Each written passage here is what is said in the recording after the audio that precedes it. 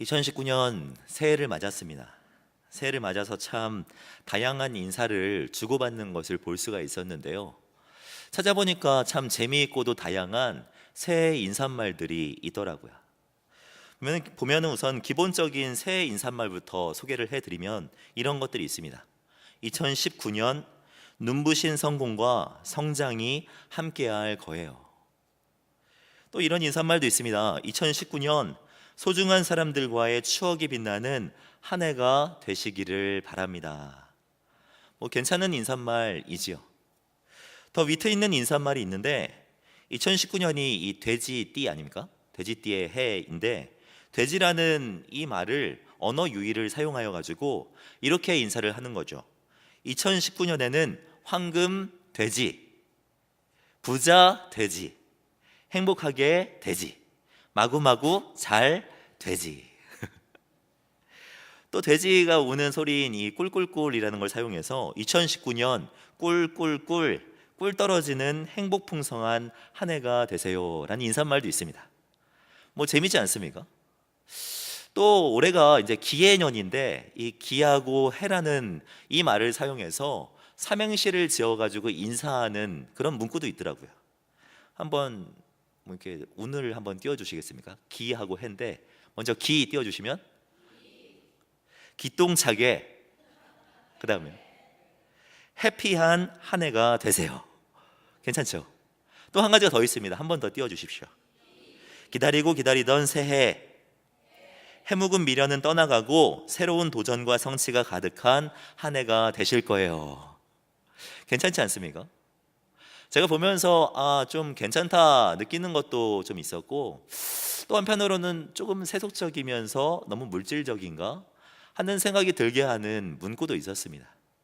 근데 제가 정말 좋아하는 이런 인사말은요, 이 성경에 기록되어 있는 인사말입니다. 그 중에서도 사도 바울이 수많은 교회들에 편지하면서 했던 인사말을 저는 참 좋아하는데요. 사도 바울은 교회마다 인사하면서 은혜와 평강과 은혜가 함께하기를 축복합니다 라는 말로 인사했던 것을 볼 수가 있습니다. 예를 들어 이 빌립보서 1장 2절 말씀을 보면은 사도 바울은 이렇게 인사합니다. 하나님 우리 아버지와 주 예수 그리스도로부터 은혜와 평강이 너희에게 있을지어다. 우리 함께 옆에 계신 분에게 이 말을 빌어서 이렇게 인사했으면 좋겠습니다. 2019년에도 우리 아버지와 주 예수 그리스도부터 은혜와 평강이 있기를 축복합니다. 너무 긴가요? 그럼 좀 줄여서 하나님의 은혜와 평강이 함께하기를 축복합니다 해보시죠. 예. 2019년 새해에도 하나님의 은혜와 평강이 우리 성도님들의 가정과 일터, 그리고 살아가는 모든 삶 가운데 풍성하게 넘치기를 축복합니다. 네네. 새해 그리고 새로운 시작이라는 것은 늘 우리를 설레게 하는 것 같습니다. 처음 학교에 등교했을 때를 생각해 보면은 새 가방, 새 신발, 그리고 새로운 교과서 등을 이제 가지고서 되게 설레는 마음을 가지고 등교했던 기억이 납니다. 또 취업을 준비했던 사람도 그럴 것 같아요. 취업을 열심히 준비해서 이제 취업이 되게 됐고 처음으로 출근하게 되는 그 길을 상상해 보면은 매우 사람을 설레게 하는 것 같습니다. 근데 새롭다는 것은, 또 새로운 시작이라는 것은 이처럼 설레게 하는 것만 있는 것은 아니죠. 또 한편으로는 설레기도 하지만 한편으로는 두렵기도 하는, 두려운 생각을 가져다 주는 것이 새로운 시작이라고 볼 수 있을 것 같습니다. 오늘 본문에 등장하는 여호수아도 그랬던 것 같습니다. 여호수아는 모세를 뒤이어서 이스라엘의 지도자가 된 사람이지요. 40년 동안 수많은 이스라엘 백성들을 잘 이끌었던 모세가 죽고 난 다음에 여호수아 체제로서 새로운 시작을 맞이하게 되는데, 그런 새로운 시작 앞에 여호수아는 설렘과 두려운 마음이 공존했던 것으로 보입니다. 사실 여호수아서 1장을 보면은 설렘보다는 두려운 마음이 더 컸던 것처럼 보이기도 하지요. 우리도 살아가면서 여호수아와 같이 두려울 수가 있습니다. 그리스도인으로서 살아갈지라도 삶 속의 두려움과 걱정은 있기 마련이지요. 하지만 은혜가 무엇이냐면 하나님께서는 우리가 두려워하고 있는 이것을 이미 다 아신다는 것입니다. 그리고 그런 주님께서 우리에게 찾아오셔서 위로하시고 그때그때 적합한 방법으로 우리를 도우신다는 것이죠. 여호수아 1장을 보면은 하나님은 두려워하고 있는 여호수아에게 찾아가셔서 그를 위로하는 내용을 볼 수가 있습니다. 그 말씀이 우리가 잘 알고 있는 여호수아 1장 9절의 말씀이지요. 여호수아 1장 9절의 말씀을 보면은 이렇게 여호수아를 위로하고 있습니다. 내가 내게 명령한 것이 아니냐? 강하고 담대하라. 두려워하지 말며 놀라지 말라. 네가 어디로 가든지 내 하나님 여호와가 너와 함께 하느니라 하시니라. 두려워하고 있는 여호수아, 걱정과 근심 가운데 빠져 있는 여호수아에게 하나님은 찾아가셔서 위로하고 격려해 주신 것이죠. 바라기는 이런 은혜가 저와 성도님들에게도 함께하기를 바랍니다. 도움이 필요할 때 도움이 되시는 하나님이 경험되어지고, 위로가 필요할 때 위로하심이 느껴지고 때때마다 곳곳마다 하나님께서 베풀어 주시는 은혜가 누려지는 그런 2019년 한 해가 되시기를 주님의 이름으로 축복합니다. 그런데 오늘 본문을 자세히 보면은 하나님의 도우심을 받아서 살아가는 것도 중요하지만 사실 그거보다 더 중요한 것이 우리 가운데 있다는 것을 설명해 주고 있음을 볼 수가 있습니다. 오늘 우리가 함께 읽었던 여호수아 5장의 배경을 보면 이렇습니다. 하나님으로부터 위로를 받은 여호수아가 요단강을 건너고 이제 가나안 땅에서 가장 큰 성이라고 불리는 여리고성을 앞에 두고 있는 상황이죠. 그리고 그 성을 정복하기 위해서 여호수아와 이스라엘 백성들은 성을 향하여서 다가가게 됩니다. 근데 그때 느닷없이 예기치 못했던 한 일이 발생하게 됩니다. 본문 13절 말씀을 보시면 여호수아가 여리고에 가까이 이르렀을 때에 눈을 들어본즉 한 사람이 칼을 빼어 손에 들고 마주 서 있는지라 라고 말씀하고 있습니다. 여리고성을 향해 가고 있을 때 단 한 번도 본 적이 없는 낯선 사람을 여호수아가 만나게 된 것입니다. 그리고 그는 여호수아를 향하여서 칼을 빼어 손에 들고 서 있는 것이죠. 그때 여호수아는 그 사람에게 질문합니다. 13절의 뒷부분에 있는 말씀을 보시면 여호수아가 나아가서 그에게 묻되 너는 우리를 위하느냐 우리의 적군을 위하느냐 하니 라고 질문하고 있죠. 이 질문은요 우리의 신앙생활에 있어서 상당히 중요한 질문입니다. 이 질문을 보면은 지금 주어가 누구입니까? 주어가 하나님이 아니라 여호수아와 이스라엘 백성들. 본문의 표현대로 하면은 바로 우리가 주인입니다. 우리가 주인. 자신이 주인이 되고 여호수아가 주인이 되어서 단순히 앞에 있는 그 사람에게 우리를 돕는 자이냐 적들을 돕는 자이냐라고 질문하고 있는 거죠. 또 자신이 중심이 되어서 당신은 우리에게 이익이 되는 사람이냐 아니면 적들에게 이익이 되는 사람이냐라고 질문하고 있는 것이죠. 하나님이 중심이 되거나 하나님이 주인이 되어서 질문하고 있는 것이 아니라 자기 자신이 중심이 되고 자기 자신이 주인이 되어서 지금 질문하고 있는 것입니다. 이 질문에는 우리가 반드시 짚어보아야 할 중요한 신앙적인 태도가 담겨 있다고 생각합니다.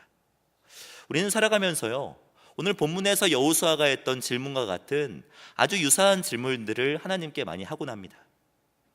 주님, 제가 이런 것들을 하려고 하니까 저를 좀 도와주세요 라고 기도할 때가 있습니다.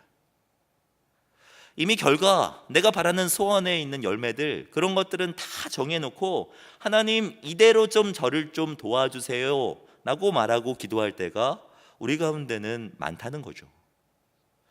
주도권은 내가 가지고 있는 채 힘들 때 단순히 힘이 되어주시는 하나님, 도움이 필요할 때 단순히 도움만 되어주시는 하나님, 위로가 필요할 때 위로해 주시는 단순한 조력자로만 하나님이 계시기를 바라는 마음이 우리 가운데 있다는 것입니다. 여호수아가 질문을 던지고 있을 이때 여호수아의 태도가 그랬다는 것입니다. 자기가 중심이 되고 하나님은 단순히 조력자로만 생각했던 것이죠. 그러나 하나님께서 원하시는 신앙은요 그 정도의 수준이 아닌 것을 볼 수가 있습니다. 여호수아가 던진 누구를 위하느냐라는 이 질문에 칼을 든 사람이 무엇이라고 대답합니까? 14절을 보면 그가 이르되 아니라 라고 대답합니다. 당신은 나를 위하는 사람이냐 적을 위하는 사람이냐 라는 질문에 아예 완전히 모든 것들을 부정을 하면서 아니라 너의 질문이 잘못되었다 라고 지금 이야기하고 있는 것입니다. 그리고 하는 말이 무엇입니까? 나는 여호와의 군대 대장으로 지금 왔느니라 하는지라 라고 말씀하고 있죠. 여기에서 말하는 여호와의 군대가 무엇을 의미합니까? 사실 여호와의 군대라는 이 표현은요, 오늘 본문 여호수아 이 5장 이 앞부분에 보면은 딱 한 번 사용되었던 표현입니다. 출애굽기 12장 41절을 보면은 여호와의 군대가 누구인지에 대해서 설명을 하고 있는데, 출애굽기 12장을 보면은 430년이 마치는 그날에 여호와의 군대가 다 애굽 땅에서 나왔은즉 이라고 말을 하고 있죠. 여호와의 군대가 누구입니까? 430년 종살이 하다가 출애굽한 이스라엘 백성들이죠. 여호와의 군대란 하나님이 사랑하시는 하나님의 백성들을 의미하는 것입니다. 오늘 본문에서 단순히 나는 너의 조력자가 아니라 나는 너의 주권자이자 너희들의 주인이다, 단순히 너희를 도와주는 사람이 아니라 나는 너의 모든 것들을 주관하는 주인이라는 것을 여호와의 군대 대장을 통하여서 설명해 주고 있는 것 아니겠습니까? 사실 이스라엘 백성들은요, 하나님을 주인 삼아 살아가지 못했던 것 같습니다. 광야 생활 40년의 이런 생활은 사실 하나님께서 우리의 주인 되심을 인정하게 하는 훈련과도 같았습니다. 홍해 앞에서 바다와 생명을 주관하시는 분이 하나님임을 가르쳐 주셨습니다.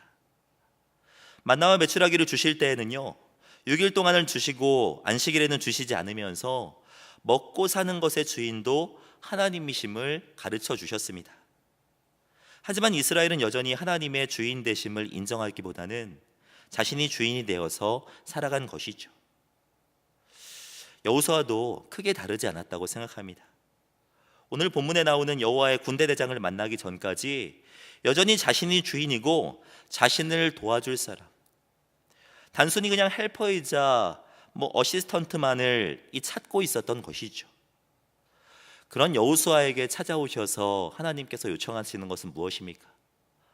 너가 주인 되어서 단순히 도와줄 사람을 찾지 말고 그 모든 것들을 다 내려놓고 나 하나님을 주인 삼아 살아가라 라고 요청하는 것 아니겠습니까? 이런 하나님의 의도는요, 본문 15절의 말씀을 보면은 더 분명하게 나타나고 있습니다. 여호와의 군대 대장은 이어서 여호수아에게 이렇게 말을 합니다. 15절에 있는 말씀을 보면은 여호와의 군대 대장이 여호수아에게 이르되 내 발에서 신을 벗으라, 내가 선 곳은 거룩하니라 하니 라고 말씀하고 있죠. 당시 누군가에게 신을 벗고 맨발을 드러내는 것은 나는 당신 앞에서 권리를 포기한다는 의미였습니다. 성경에서 이 신을 벗으라고 하는 이 표현이 여러 번 나오게 되는데요, 예를 들어서 이 호렙산에서 모세를 하나님의 사람으로 부르실 때도 신을 벗으라 라고 요청했습니다. 그리고 또 룻기를 보면은 룻의 친척들이 기업물을 책임과 권리를 포기하는 내용이 나오는데, 그때 이 권리와 이 모든 특권들, 그런 것들을 내려놓으면서 취한 행동이 무엇이냐면 자신의 신을 사람들 앞에서 벗어버리는 행동이었습니다. 당시 누군가에게 신 앞에서 신을 벗는 것은 자신의 권리를 내려놓는다는 의미였습니다. 자신의 특권을 내려놓는다는 것이었죠. 지금 여호와의 군대 대장이 여호수아를 향하여서 내 발에서 신을 벗으라 라고 요청하는 것은 이제 더 이상 네가 주인 되어 살아가지 말고 나 하나님을 주인 삼으라고 요청하는 것입니다. 단순히 네가 주인이 되어서 하나님을 돕는 사람 정도로만 생각하지 말고 하나님의 주권을 인정하라 라고 말하고 있는 것이죠. 하나님께서 원하시는 믿음은 바로 이것입니다. 하나님께 모든 주권을 내어드리는 것, 그리고 하나님을 삶의 주인으로 모시고 살아가는 것, 그것을 우리 주님은 원하시는 것이죠. 사랑하는 성도 여러분, 참된 믿음은요, 하나님께 주권을 완전히 내어드리는 것입니다. 하나님께서 원하시는 참된 믿음은요, 내가 주인 되어서 살아갔던 모든 과거의 삶을 내려놓고 하나님을 주인 삼아 살아가는 것이 우리가 소유해야 할 참된 믿음입니다. 사도행전 16장을 보면 그 사실을 정말 잘 알 수가 있습니다. 사도행전 16장을 보면 이 바울과 디모데가 빌립보에서 복음을 증거하다가 감옥에 갇히게 되는 사건이 기록되어 있습니다. 어떻게 보면 되게 억울할 수도 있는 상황인데 그들은 감옥에서 찬양하고 기도합니다. 그리고 큰 지진이 나서 옥문이 열렸음에도 불구하고 그들은 도망가지 않지요. 감옥에서도 여유와 기쁨을 누리는 그 모습을 주변에 있는 많은 사람들에게 보여준 것입니다. 그 모습을 본 간수가 어떻게 하면 당신들처럼 구원을 받을 수 있습니까? 라고 질문을 하지요. 그때 바울이 하는 말이 무엇입니까? 우리가 너무나도 잘 알고 있는 말씀, 이르되 주 예수를 믿으라 그리하면 너와 내 집이 구원을 받으리라 하고 라고 말씀하죠. 근데 사실 여기서 따져보면은요, 구원을 받는 것, 그리고 우리가 생명을 얻는 것은 예수 그리스도를 믿음으로 가능한 일입니다. 근데 오늘의 본문의 표현을 보면은 아주 독특한 표현 하나가 들어가 있습니다. 그것은 무엇이냐면 예수님 앞에다가 주라는 표현을 붙이고 있다는 것입니다. 단순히 예수님을 믿으라 구원을 받을 것이다 라는 것이 아니라 주 예수님을 믿어야 된다, 예수님을 주인 삼아야 된다. 너가 주인 삼아서 살아가던 모든 과거를 내려놓고 예수님을 주인 삼아 살아갈 때 너는 구원받게 되는 것이다 라고 이야기하고 있는 것이죠. 우리가 소유해야 할 참된 믿음은요, 단순히 그냥 예수님을 지식으로만 알고 그치는 것이 아니라 우리 예수님을 주인 삼는 것입니다. 내가 주인이 되어서 내 뜻대로 살아갔던 모든 과거들을 청산하고 예수 그리스도를 나의 삶의 주인으로 삼는 것, 그것이 우리가 소유해야 하는 참된 믿음이라고 할 수 있는 것이죠. 사랑하는 성도 여러분, 하나님을 주인 삼아 살아가고 계십니까? 정말 삶 속에서 매 순간순간마다 하나님을 우리의 삶의 주인으로 인정하면서 살아가고 계십니까? 바라기는요, 정말 오늘 본문에서 여호수아에게 요청했던 것처럼 하나님을 우리의 주권자 삼아서 살아가시는 저와 성도님들이 되시기를 주님의 이름으로 축복합니다. 단순히 하나님을 조력자로만 생각하는 것이 아니라 하나님을 나의 삶의 주권자요, 나의 삶의 주인으로 모시고 그렇게 믿음의 삶을 살아내시는 저와 성도님들이 되시기를 주님의 이름으로 축복합니다. 여호와를 주인 삼는 사람인지 아닌지를 돌아보기 위해서는 내가 살아가면서 던지는 질문을 보면은 알 수가 있습니다. 내가 주인인 것처럼 생각하면서 살아가는 사람은요, 살면서 자기가 처한 상황 가운데 이러한 질문을 던지게 됩니다. 내가 처한 곳에서 무엇을 해야 할까? 하지만 하나님을 주인 삼아 살아가는 사람은 자기가 처한 상황 가운데에서 이렇게 질문하죠. 내가 처한 곳에서 무엇을 순종해야 할까? 이 두 가지 질문은 비슷해 보이지만 완전히 다른 결과를 낳습니다. 오늘 우리가 함께 읽었던 여호수아 5장의 이제 다음 장인 여호수아 6장을 보면 이제 이 여호수아와 이스라엘 백성들이 여리고성을 정복하려고 나아가게 되는데요. 사실 이 여리고성을 앞에 두고서 이 A의 질문을 던지게 된다면 사람들은 군사력을 준비하고 그 군사들을 잘 훈련시켜서 이 싸움에 능한 군사들로 세워가는데 집중했을 것입니다. 내가 이 여리고성을 앞에 두고 무엇을 해야 할까 질문을 던졌다면 이 여리고성을 개인적으로 무너뜨리기 위하여서 이 성의 둘레를 재고 높이를 재고 그 두께를 재면서 계산하려고 했을 것입니다. 근데 여리고성 앞에서 이 아래와 같은 질문, 내가 처한 곳에서 무엇을 순종해야 할까라는 질문을 던지게 되면 하나님의 말씀에 순종하여서 조용히 몇 바퀴를 도는 것이 당연한 것이죠. 그런 결과를 나타내게 되는 것이죠. 여리고성이 무너지고 나서 하나님은 또 요청을 합니다. 너가 그 여리고성에 있는 모든 것들, 황금 그리고 뭐 재산들, 그 모든 것들을 진멸하라 라고 말씀하셨는데, 근데 또 여리고성을 무너뜨리고 나서 나아갔을 때 위 A의 질문을 던지게 된다면, 아마도 그곳에 있는 뭐 황금, 뭐 그 아름다운 옷, 이런 것들을 개인이 가져가려고 그런 욕심이 났을 겁니다. 노후를 위하여서, 나 행복한 삶을 위하여서 그런 것들을 다 챙기는 것이 마땅한 것이죠. 아간이 그랬던 것 아닙니까? 근데 아간이 내가 처한 곳에서 하나님께 순종해야 할 것은 무엇인가 라고 질문했다면 아마도 황금과 신할산의 옷을 가져가지 않았을 것입니다. 하나님을 주인 삼는 사람은요, 내가 처한 곳에서 순종해야 할 것이 무엇인지를 질문하게 되어 있습니다. 그리고 그 질문은 그 사람의 태도를 바꾸고 그 사람의 삶도 바꾸게 되지요. 사실 제가 소개해드린 이 처한 곳에서 내가 하나님께 순종해야 할 것은 무엇인가 라는 질문은요, 제가 12월 한 달 동안 이 마음속에 품고서 그렇게 계속해서 질문을 던졌던 그런 질문입니다. 근데 제가 살아가면서 이 질문을 저에게 계속 던지다 보니까 저의 태도가 바뀌고 저의 삶이 바뀌더라고요. 예를 들어 이런 겁니다. 이 주일에 이제 제가 집에서 우리 교회까지 이제 운전해서 오는데 한 10분 정도를 운전해서 오는데요, 제가 주일날 주차를 해야 하는 공간은 이 간호대입니다. 간호대, 앞에 있는 간호대 있죠. 새가족이나 아니면은 초신자들을 위해서 이제 자리를 양보하기 위해서 저는 간호대에다가 주차를 하고 이제 한 200m 되는 그 거리를 이제 스스로 걸어오게 되죠. 대부분 거기다 주차를 합니다. 근데 제 마음이 흔들릴 때가 있어요. 언제 흔들리게 되냐면 하늘에서 비가 억수같이 내릴 때, 그리고 눈이 막 펑펑 내릴 때, 그리고 오늘같이 막 영하 10도의 날씨로 정말 추울 때는요, 저 개인적으로 이런 질문을 하게 됩니다. 오늘은 교회 주차장에 주차를 해볼까? 또 저에게 묻게 되죠. 오늘 사역도 되게 많은데 오늘은 괜찮을 거야 라고 이렇게 혼자서 생각하게 됩니다.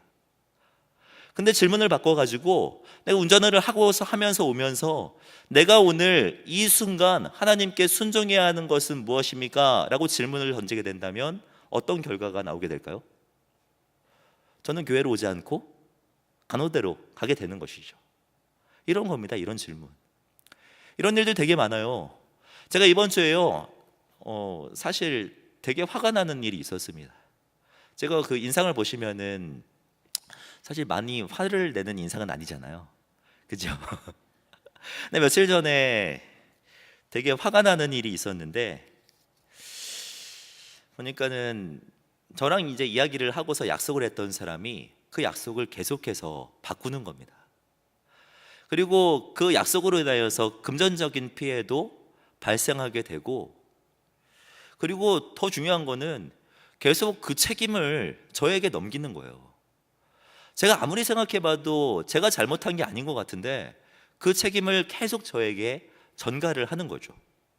그래서는요, 제가 잘 화를 내지 않는데 그때는 막 이렇게 열이 막 올라가는 겁니다. 막 열이 올라가면서 이제 억양도 세지고 그러면서 막 화가 나기 시작하는데, 그 순간 저에게 이런 질문을 던졌어요. 하나님, 제가 이 순간 하나님께 순종해야 할 것은 무엇입니까? 라는 질문을 던졌더니 저의 태도가 바뀌더라고요. 억양이 올라갔던 것이 갑자기 선생님 이러면서 대화로 그냥 풀어갈 수 있게 되더라고요. 이런 겁니다. 이런 거. 하나님을 주인 삼아 살아가는 것은요, 내 삶 속에서 내가 해야 할 것이 무엇인가 라고 생각하면서 질문하면서 살아가는 것이 아니라 나의 삶 가운데 내가 처하고 있는 이곳에서 순종해야 할 것은 무엇입니까? 질문하는 것이죠. 그렇게 질문하면서 살아가는 것이 하나님을 주인 삼은 사람의 삶 아니겠습니까? 이러한 질문이 하나님을 주인 삶은 참된 크리스찬에게는 계속되어야 합니다. 예수 그리스도를 닮아간다는 것은요, 이러한 질문이 우리의 삶 가운데 많아진다는 것을 의미하는 것입니다. 제가 말씀을 준비하면서 한 제자훈련 교재를 보니까요, 우리 교회가 아니라 다른 교회 고등학교 2학년 학생이 일기에 이렇게 기록한 것을 볼 수가 있었습니다. 보니까요, 하나님이 나를 참 많이 변화시켰구나 하는 생각이 든다. 이제는 어떤 결정을 할 때 하나님에게 여쭤보는 횟수가 점점 늘어가고 있으니 말이다. 고등학교 2학년의 고백이에요. 제가 이 글을 보면서요, 두 가지 생각이 들었습니다. 첫 번째는 어떤 생각이 들었냐면은, 이 친구가 말하는 이 말이 맞다, 이 말이 되게 성경적이다 라는 생각이 들었습니다. 그리고 두 번째 생각은 무엇이냐면, 우리 홍성교회 고등부를 맡고 있는 제 입장에서, 특히 고등부 2학년 학생들을 맡고 있는 제 입장에서 되게 부럽다라는 생각이 들더라고요. 그러면서 12월 한 달 동안 야 너희들 각성해 하면서 우리도 이 친구처럼 하나님께 질문을 많이 하면서 살아가 보자. 하나님께 오늘 처하고 있는 이곳에서 순종해야 할 것은 무엇입니까? 질문을 던지면서 살아가 보자 친구들하고 나눴습니다. 근데 있잖아요, 놀랍게도 이 질문을 제가 던지고 학생들이 던지면서 살아가니까 아이들의 삶이 바뀌더라고요. 얼마 전에 한 친구가 저에게 와가지고 질문했습니다. 시험 기간이죠, 시험 기간. 보니까는요, 수, 목, 금 시험을 보고 나서 월, 화 시험을 남겨둔 상황이었습니다. 이 학교의 의도는 무엇입니까? 수, 목, 금 시험 보고 나서 주말에 더 공부하고 월, 화 시험 더 보라는 거 아닙니까? 근데 이 친구가 이제 수, 목, 금 시험 보고 나서 주일날 와가지고 이제 저에게 질문하는 거죠. 마침 12월 9일날 그때가 이제 오후 예배 때 세대, 온세대 찬양 예배가 있었던 날인데, 이 친구 마음속에 내가 공부를 해야 하나 아니면은 온세대 찬양 예배를 드려야 하나, 이 두 가지 마음 가운데 고민하고 있었는데, 이 친구에게 제가 그렇게 답해줬습니다. 야, 너 있잖아, 너 지금 이 순간 네가 하나님 앞에서 순종해야 할 것은 무엇인가 라고 질문해봐 라고 말했죠. 이 친구가 어떻게 행동했을까요? 시험 공부 뭐 했는지 안 했는지 모르겠는데, 근데 오후 예배에 참석했습니다. 그리고 더 많은 은혜를 받고 그러고 돌아갔죠. 또 이런 친구도 있습니다.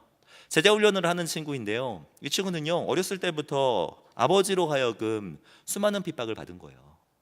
많은 폭력에 시달렸다고 합니다. 그러면서 자기가요, 모든 사람들은 다 용서를 해도 아버지는 용서할 수 없다라고 고백하던 친구였습니다. 근데 이제 10주 이상 되는 제자훈련을 받으면서 야, 너 이 순간에서 순종해야 할 것이 무엇인지 돌아봐, 질문해봐 라고 계속해서 이야기를 하다 보니까 이 친구의 삶이 변하더라고요.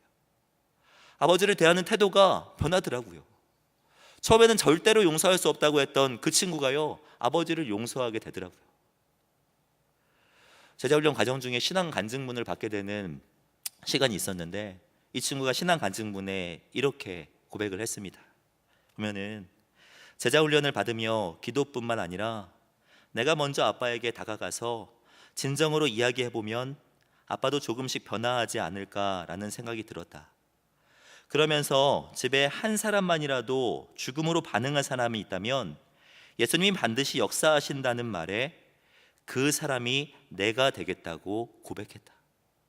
다음은 친필이에요. 사진 한번 보여주시면, 그러나 몇 번 노력해도 바뀌지 않는 아빠를 보며 포기할까 생각도 했지만, 이런 일도 아빠와 싸우는 것보다 아빠가 죽을 때까지 예수님을 만나지 못하는 게 더 두렵고 무서워서 먼저 아빠에게 다가가기 시작했다.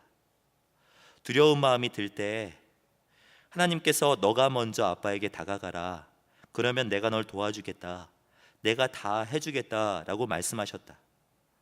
아빠와 이야기를 나누며 이제껏 이해할 수 없었던 아빠의 행동이 아빠가 나빠서가 아니라 아직 예수님을 만나지 못해서라는 생각이 들었다. 동시에 아빠를 위해 더 간절히 기도해야 될 것 같다는 생각도 들었다. 평생 아빠를 용서하지 못할 줄 알았던 내가 예수님을 만나고 아빠를 용서하게 되었고, 나아가 아빠를 진심으로 사랑하게 되었다. 이런 열매를 맺을 수 있었던 이유가 무엇입니까? 예수님을 만나고 그 다음에 예수님을 주인 삼는 삶을 살아갔기 때문이죠. 이런 열매를 맺을 수 있었던 이유가 무엇입니까? 삶 가운데 가정에서 살아가는 매 순간순간마다 하나님, 내가 처하고 있는 이 상황 가운데 순종해야 할 것은 무엇입니까? 계속해서 질문했기 때문이죠. 사랑하는 성도 여러분, 하나님을 주인 삼고 살아가고 계십니까? 매 순간순간마다 정말 하나님을 주인 삼아 살아가고 계십니까? 내가 무엇을 순종해야 할지 질문하며 살아가지 못한다면 우리 성도님들의 신앙을 다시 한번 돌아보시기 바랍니다. 오늘 말씀에서 이야기해 주시는 것과 같이 정말 하나님을 주인 삼아 살아가시길 바랍니다. 내가 주인 되어서 하나님을 단순히 조력자로만 생각하는 것이 아니라 나의 모든 것들을 다 내어드리는 저와 성도님들이 되시기를 주님의 이름으로 축복합니다. 사랑하는 성도 여러분, 새해는 밝았죠. 새해에 어떤 목표를 세우고 계십니까? 건강, 다이어트, 아니면 돈을 많이 벌어서 내 부채를 한번 갚아봐야지, 이런 목표도 중요하지만요, 오늘 말씀에 비추어서 이렇게 목표를 삼아 보시면 어떨까 하는 생각이 듭니다. 살아가면서 하루에 한 번, 아니 하루에 한 번 이상 하나님 앞에 순종해야 할 것은 무엇입니까? 질문하면서 살아가 보겠다.